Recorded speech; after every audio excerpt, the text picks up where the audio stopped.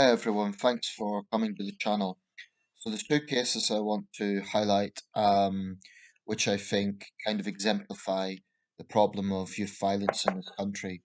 Um, and they're both shocking and depressing cases, but I think we can't turn away.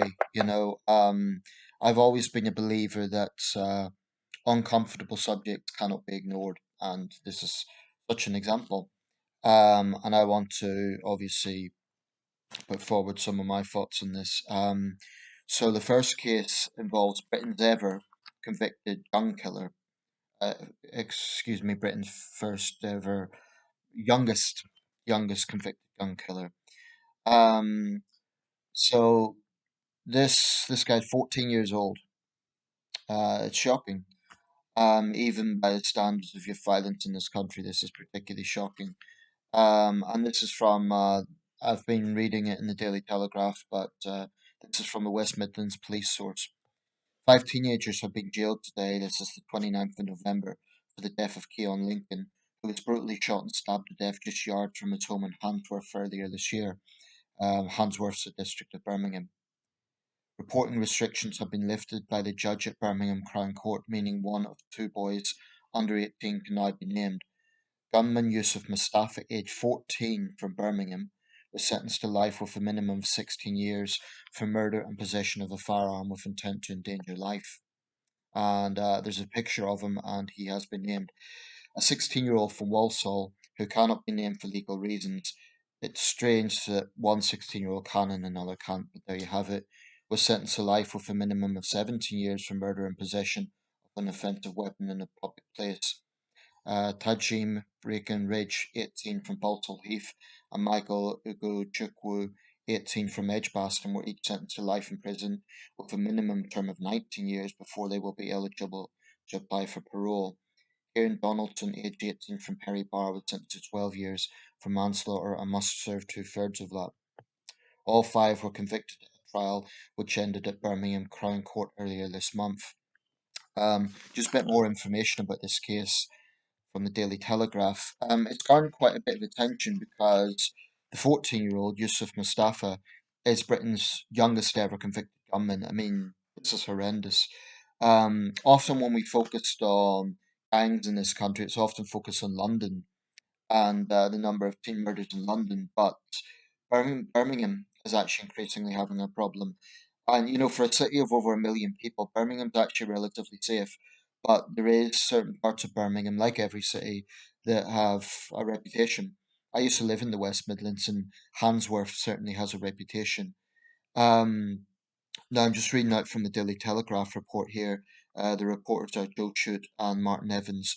There was nothing in the background of Yusuf Mustafa to suggest he would become Britain's youngest gun killer. The 14-year-old immigrant son of devoutly religious parents, whose older sister is an accountant in Birmingham and brother is a sound engineer, was regarded by his teachers as a keen student and avid sportsman. Um, I'm not going to read out the whole article, it's quite long, but basically, him and these other guys are involved in this post-Cold War, and they hunted down the victim, Keon Lincoln, who was 15.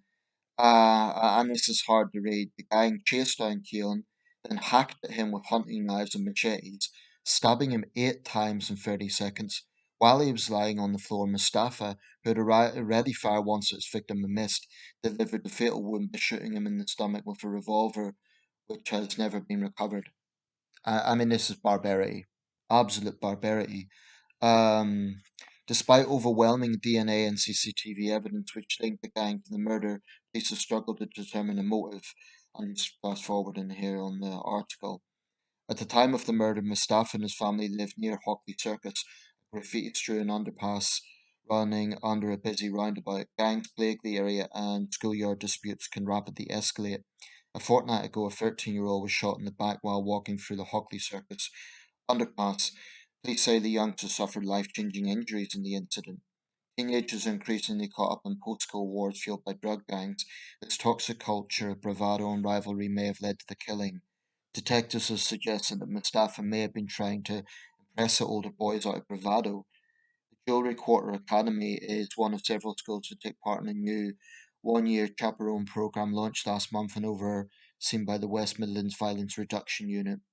Where youth workers are stationed after lessons to reduce street violence at what is widely regarded as the most dangerous time of the day. Liam Moses, 41, a manager of MAD Birmingham, which works with young people in the city, is one of the partners in the Chaperone project. In May, one of the youngsters Moses had worked with, 14-year-old Dia John Reed, was killed in a knife attack. He blamed the rising violence on social media, peer pressure, and an increasing animosity and segregation between young people from different postcodes. I think it's because young people are scared and falling into peer pressure. There's a lot of stigma around different areas, he said. Um, the report also says when Mustafa was arrested, he admitted to police that he knew Keon socially, but insisted there be no fallout between them. I mean, that makes this even more chilling. The fact that there was no sort of animosity, there was no grudge or something like that. Um, Two main gangs, AR, which stands for Armed Response, and Get Money Gang, GMG, have been waging a postcode war in which it is believed the youngsters may become swept up. Members regularly post drill music videos on social media, quoting rivals and boasting of settling feuds with extreme violence. Yeah, someone convince me that drill music is completely harmless. That's just tangible evidence that it isn't. Um, so the report concludes in total four teenagers were sentenced to life. Yes, well, I've already read that. According to Tanya Sam, who works with young gang members in Birmingham, such sentences are failing to act as a deterrent. Nowadays, the kids say, I will do my 20 years in prison, come out and have a life, he said. And that's chilling. Whether that's bravado or they really are that desensitized, I don't know. But I mean, social workers, with all due respect, they're going to be against tough sentencing, but you cannot have dangerous people, no matter how young they are, walking the streets. Um, anyway, that's one case. The other case involves a young father in London, and this was also a well documented case. So just read out from ITV News here. Boy, 16, who murdered dad on his twin daughter's birthday to spend at least 13 years in custody.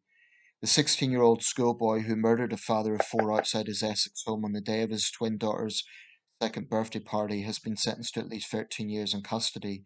Joshua Sparks, 16, stabbed plumber James Gibbons four times after the 34-year-old challenged a group of youths who were harassing a homeless man, Chelmsford Crown Court was told. The boy, who can be named after Mr. Justice Charles Bourne, lifted an anonymity order on the youth defendant, claimed it was self-defense, which was found guilty of murder following an earlier trial. James Gibbons stepped out of his twin daughter's second birthday party at his home in Leyden, Essex, on May the 2nd to help Christopher French, who had been targeted by the group of teens. Sparks left the scene and returned later with a knife. He stabbed Mr. Gibbons four times. The judge told Sparks, it's very troubling that there's no rational explanation for what you did, and the original confrontation really had nothing to do with you at all. What you did is utterly out of proportion to anything done by anyone else involved in the incident, whichever side they were on. Sparks bowed his head to the judge as he was led to the cells, and members of his family called out, Love you, Josh, and love you, mate. Uh, yeah, poor little Josh. Members of Mr. Gibbons' family wept at the end of the hearing. Sparks must serve at least 13 years in custody before he can be considered for parole. In a victim impact statement read in court by a family member, Mr. Gibbons' partner Victoria Billingham said, My children were spending their lives missing him and have a massive part of them missing. In all honesty, I'm terrified for her future. She said Mr. Gibbons cherished their four children, who were aged 7, 5, and 22-year-olds at the time, and he worked extremely hard and long hours to make sure me and the kids wouldn't go without. His mother, retired college lecturer Wendy Richards, said her son had brought homeless man Christopher French sleeping bag, pillows, and blankets. Clearly a fairly decent man. She said the youths acted as a pack and referring to Sparks, said he's a monster to me and I will never forgive him. Um, and the report continues. Mr. Gibbons died from his injuries at the scene. Just reading down. Although Sparks was entitled to automatic anonymity, Mr. Justice Charles Bourne, think that Jones had ruled at his sentencing hearing on Friday he could be named. Christine Agnew, QC mitigating, said Sparks had no previous convictions and had shown real remorse. She added that he had an unstable upbringing and that from the age of 13 he frequently went missing. During that time, he slept rough. Senior Investigating Officer Detective Chief Inspector Louise Metcalf, who led the case against Sparks, claimed the boy had never shown any remorse. So that's a contradiction of what his defense attorney claims. Said today, James's family have seen justice served. Well, when the police say that and lawyers say that, I think it's up to the family to decide if they've seen justice served. The person responsible for the death of a much loved father, partner, son, and brother is now going to serve an appropriate sentence. I disagree when officers say that. It's not up to her to decide, it's up to the family to decide. I mean, 13 years, I think it should be longer. Anyway, those are two cases, and it's chilling. It's chilling. Incidentally, one of the defendants is black, one is white, so that's just, as a matter of record. Um, it's chilling. I think that I'm very, very critical of sentencing. I think 13 years is too lenient. I think it should be an absolute minimum of 15 years. I think 20 years would be more appropriate, at least. Um, but I think there's a lot of factors to look at. I mean, of course, when we talk about crime, we always talk about the background of defendants and do they come from broken homes and so on. But it's not always clear cut. I mean, in that Birmingham case, um, there was nothing to suggest that he had, you know, a tendency to be in gangs. Um, but I think we need to look at gang culture. Sure, you could say that defendants come from broken homes. I mean, clearly, if someone has, let's say, a heroin addict for a mother and armed robber for a father, he or she is not going to turn out well. That goes without saying. But I think there's other factors as well. I think that you need to consider, for example, drill music. I've said this before, and I will continue saying it. I think so-called drill music is toxic. I think it's poison. And it's not just music. I think people who say, "Oh, it's just a genre," they're being astonishingly naive. I've seen from this case, the Yusuf Mustafa case, and I'll just read this out again. If I could find this in the article, yeah. Um, Members regularly post drill music videos on social media, quoting rivals and boasting of settling feuds with extreme violence. So drill music directly links to violence.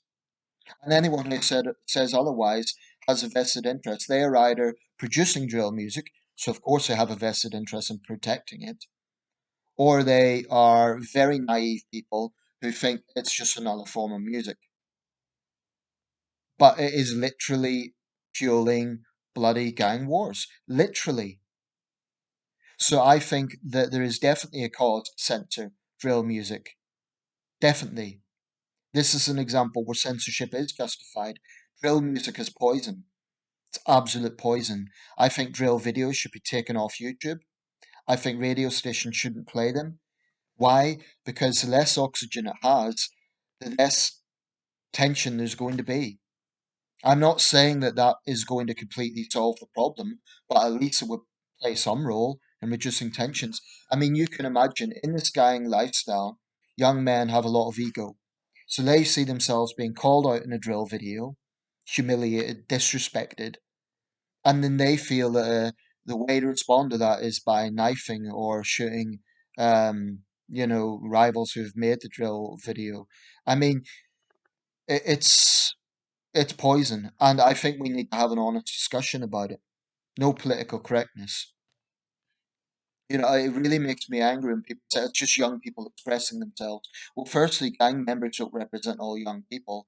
But secondly, it's absolutely, tangibly, verifiably fueling gang violence.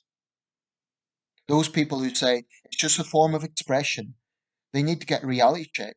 They need to get their heads out of the sand. They're deluded, absolutely deluded. Um, so I think big tech companies, I think the government should pressure the likes of YouTube to take down drill videos, and I think the government should frankly take actions against platforms like YouTube if they don't, because we're talking about life and death here. And I'm not saying if all drill videos were taken down, you'd have no gang problems. There's other factors as well. What is it to be a man? We need to confront that. We need to look at why it is young men, um, and there's regional variations of some of the demographics here. In London, there is undeniably a problem with black on black gang violence. I don't think any amount of political correctness changes that. But like I say, in the Essex case, the defendant was white. Recently, in the case of a man being killed in Manchester by a youth gang, the defendants were all white. So there's variation in that sense. But I think there's multiple factors to look at. I do support tough sentencing, not for the sake of being tough, but because it is reckless and dangerous to have remorseless, violent people roaming the streets. So youth workers, with the greatest of respect, they do a difficult job. I don't envy their position, but if they're saying, "Oh, we shouldn't have tough sentencing," they're utterly deluded. The public want to see tough sentencing. But it isn't just about populism, it's about what is responsible. You cannot have dangerous people roaming the streets. Now, Mr. Gibbons is not the first young father to die. I think of the Gary Newlove case, which was sort of a landmark case, and his widow has bravely campaigned for justice, not just on her case, but more broadly ever since. I believe that was 2007 in Warrington. Um, this sort of crime, sort of youth gang violence, in a sense, it bothers me more than any other sort of crime. I mean, this is not to say that other crimes aren't depressing and terrible, but there is something particularly chilling about, for example, a 16-year-old that is prepared to stab a stranger to death because he's being confronted because of his behavior. I've seen this in my city. I mean, not that Sunderland in particular has a gang problem, but I've seen some teenagers who have this just desensitized mentality, no respect for society. And, I'm only 36, I'm not an old man, but honestly, the way some young people think today is utterly chilling. And it's not to say it's a totally new thing. There's always been youth crime on some level, but there is a desensitization, I believe. And I think toxic culture is to blame for that. Drill music is poison. It's one example, but I think that we need to look at what young men see as inspiring. I mean, this idea that, being a man is being in a gang and preying on an individual. They need to be told to their face that they are cards. If I was a presiding judge, I would tell them to their face, "You're not a man, you're a card because you work in a gang." So I think we really, really need, more done in that area. I think there's public figures who could be maybe be more outspoken in that regard. I mean, if some of these rappers were, influencing something positive, if they were saying like, it doesn't take a man to stab someone. I don't particularly like rap, but I do recognize that, for example, I think of Coolio and Gangster's Paradise. That's actually a good song because, and I know that's going back to 1995. That was talking about the punitive um, consequences of gang lifestyle. With a lot of R&B rap today, and I know there's subgenres like grime and drill, but a lot of it today is just about money, women, cars. There's no, where's the ethical rap? Where's the sort of even political rap? That there is just a toxicity that is there, and it depresses me that I'm under no illusions. It's very popular. I mean, the world's best-selling artist over the last decade has been the Canadian rapper Drake. I don't know much about the guy, so I can't comment too much, but how often do we hear about rapper shot dead in drive-by shooting, rapper arrested for possession of weapon, rapper arrested for beating up his girlfriend? That industry, with a few exceptions, is overwhelmingly negative. I think it produces an overwhelmingly negative influence on young men and some young women as well. It's toxic. You know, young men need to be taught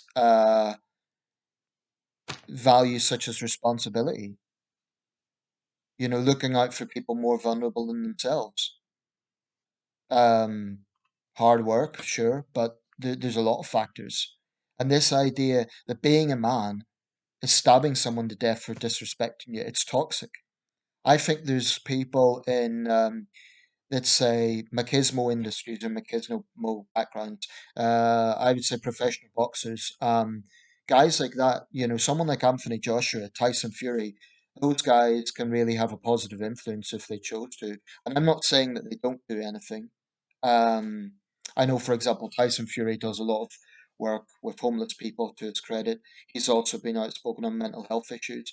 Anthony Joshua, I don't know, to be honest. I haven't looked at his record, but I'm sure he's done charity work. But I think there's a lot more that public figures can do, to be quite honest.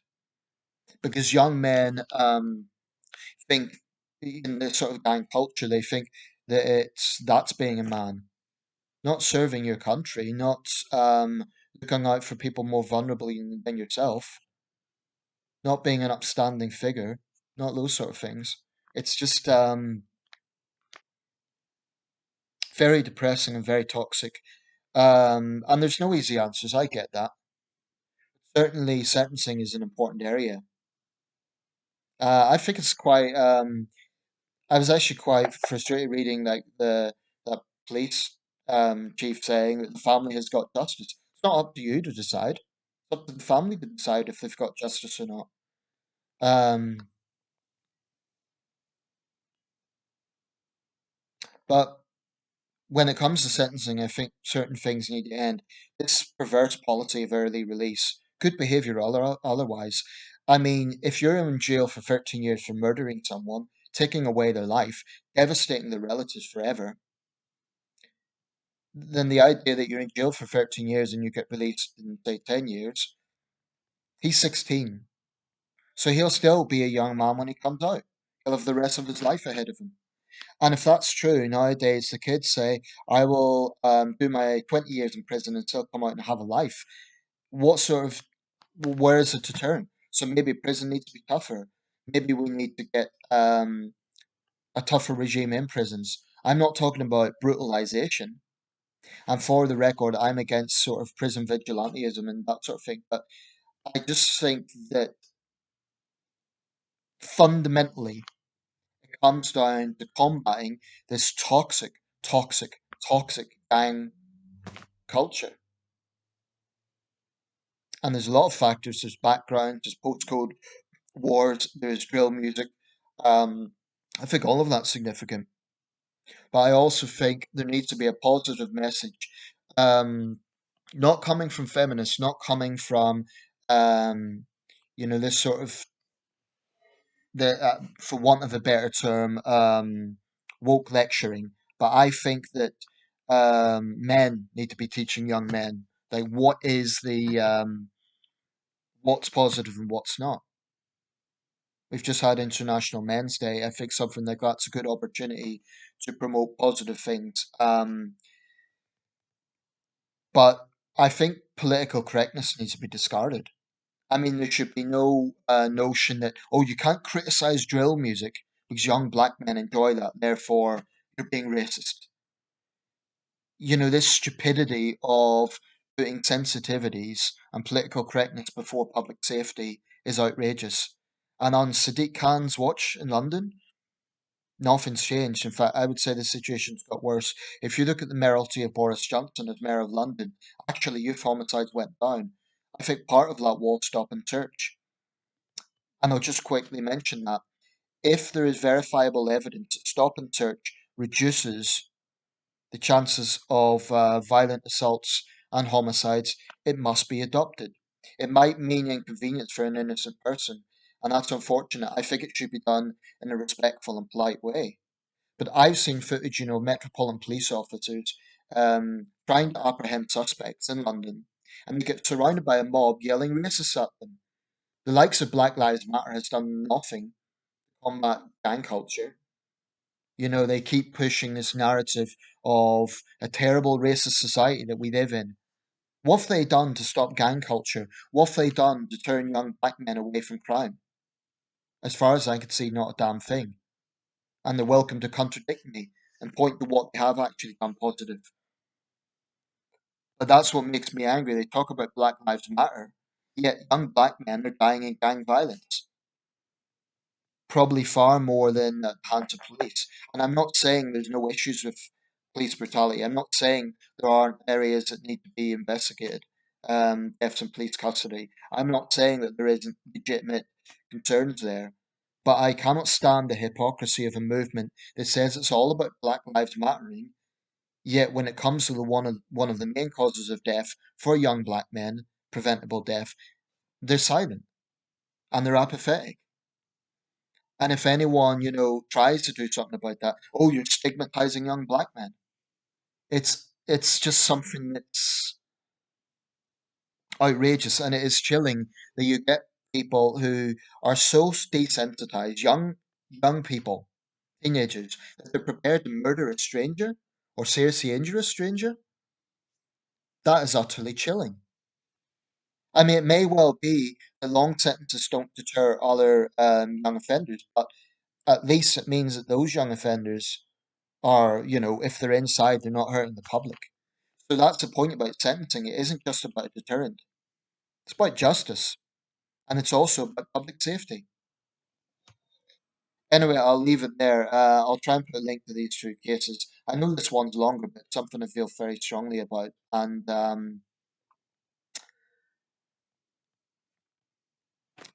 will say the 16 years for Yusuf Yusuf Mustafa is actually a bit more stringent than I expected. I often criticize sentencing, and I do believe sentencing remains too lenient for young offenders. Um, because if you look at the Sentencing Council of England and Wales, they specifically state that they're against the notion of punishment for young offenders, which I think is outrageous. I mean, where's the deterrent if you're not saying there are consequences for actions?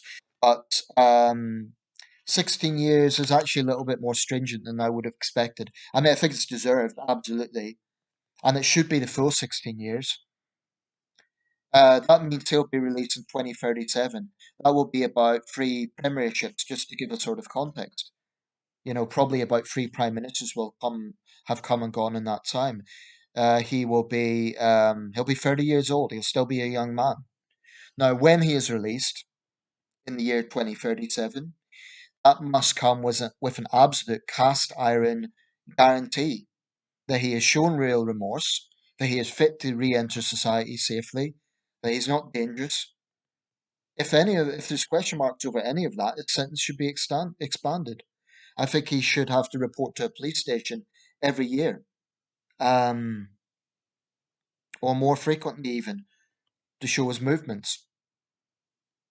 I mean, to have a pack of teenagers hunt someone down, it's savage in the extreme. I mean, I do look at different kinds of crimes. If you had, say, two guys having a fight, right, and one of them dies because they've had some feud, that's still tragic. It's awful. But there's something particularly chilling about this sort of depravity, this sort of mindset. Honestly, it's one of the crimes that kind of bothers me the most is this sort of gang culture. It really, I think it's terrifying. I think it's chilling. I think it's outrageous. And shame on anyone who tries to downplay it or tries to say that there shouldn't be really a hard line against this culture. Um, Having said that, we also need to not scaremonger. Most British cities are still relatively safe compared to, for example, their US counterparts. So London and Birmingham are a lot safer than St. Louis or Baltimore, for example. Still, this is our country, and we need to, look out at what's happening on our own doorstep. And clearly, Too many young men are dying in this way. Um, Too many innocent people are becoming targeted by sadistic gangs. It's just chilling. So we need to discard political correctness. We need tougher sentencing. We need to absolutely, unmercilessly, or rather mercilessly, confront gang culture. Discard any sense of political correctness because it is poison, absolute poison. And I think, rappers and so on who try to defend it and say, oh, it's just expression. They need to be challenged. Okay, you say you've got free speech. Well, other people have free speech to say this is poison and this is doing nothing positive for society. Prove otherwise.